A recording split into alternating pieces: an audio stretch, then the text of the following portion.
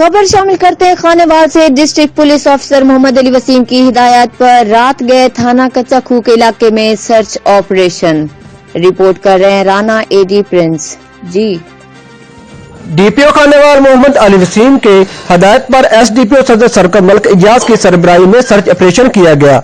Search operation में थाना city, थाना सदर, थाना कोना, थाना मुकदमपुर, थाना कच्चा खूह पुलिस समेत दीगर असासदारों ने हिस्सा लिया। Search operation national highway COD के मुजाफात में किया गया। दौरान सर्च ऑपरेशन नेशनल हाईवे पर वाक़ मकानात, दुकानों और होटलों की जामे तलाशी लेते हुए चेकिंग की गई। चेकिंग के दौरान होटल मालकान और दुकानदारों के क्वाइफ चेक किए गए।